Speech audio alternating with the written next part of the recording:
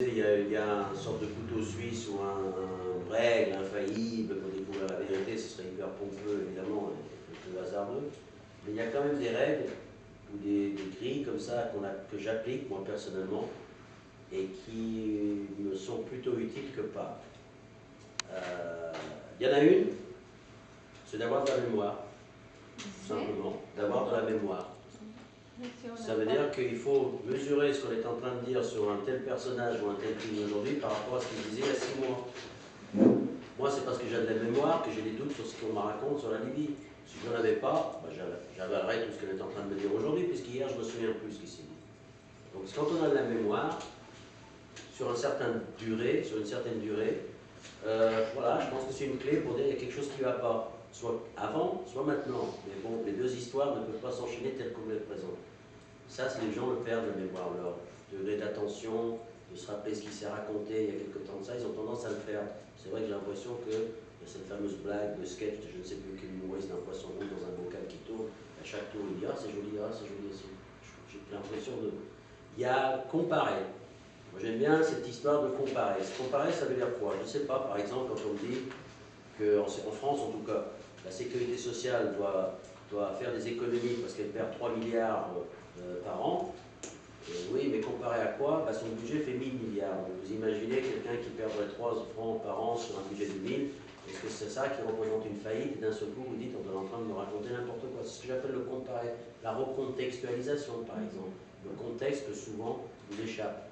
Et puis il y a la dernière chose que j'aime bien, c'est ce que j'appelle l'appliquer le principe de Chomsky.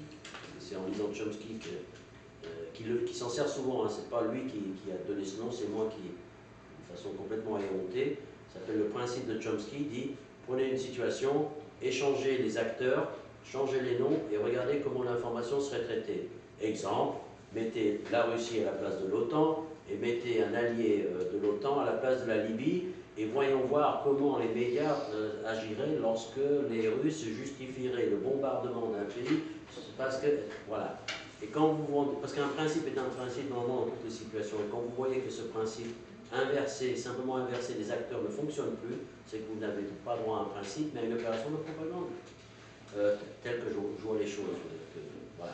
C'est des outils, hein, c'est pas un peu comme ça qui permet de se sortir de certaines situations. Ja, par exemple, Michel Collomb, j'ai pris sur son site 5 principes pour justifier une guerre.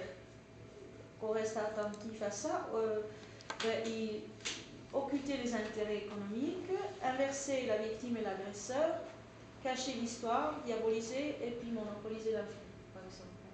C'est des principes qu'on retrouve régulièrement. Dans toutes les guerres. Régulièrement, c'est ça. Dans toutes les guerres, les gens disent oui, mais cette fois-ci, c'est pas pareil. Mais ça, pour moi, ça fait partie de la mémoire, parce que pour qu'une personne vous dise aujourd'hui, c'est pas pareil, alors que les 99 fois précédentes, ça s'est passé de la même façon, c'est que soit probablement il n'a pas de mémoire, parce qu'il n'y a aucune raison de dire que la 100e fois c'est différent, si naturellement les gens devraient dire ah, encore, au lieu de dire ah, mais c'est possible.